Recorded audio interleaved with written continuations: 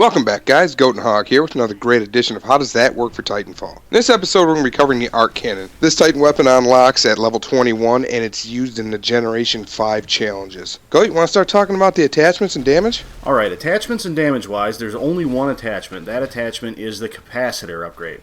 Now, I'll cover that in just a second because the important part here is the damage on the Arc Cannon. Now, the way it works is you hold the trigger down. The longer you hold it down, the more it'll charge up. When it gets to a full charge, it automatically fires. Or you can let it go along any way to do less damage than a full amount. You can just tap fire it and it will take out a whole group of grunts or 2 or 3 specters. It does bleed down just a little bit of damage as it hops between targets. So you can see a drop pod of the grunts come down and just fire it right at that, and you can take out all 3 or 4 grunts that come out of that thing in one little spot. So that's real handy. Now the capacitor upgrade, the way it works is you'll do more damage, but you have to charge it all the way to full. So I didn't find a whole lot of use for it, but that was just me. Hog, what did you feel like your usage, and did you use that upgrade at all? What did you think of the weapon? For me, the Arc Cannon is kind of another one of those weapons where you got to sit back and try to pick off your kills. Pick and choose where you're going to doom some Titans with, especially for trying to get some challenges done. It is nice in the fact that you can wipe out some infantry pretty quickly. You hit one and it spreads across to the other targets. And you can do that off a simple bump fire for like the minions and specters. And I think it's about a third of a charge to take out a pilot, but it's pretty much got to be a direct hit. So you got to be able to hit something on the run or something by moving, unless you got a Titan just kind of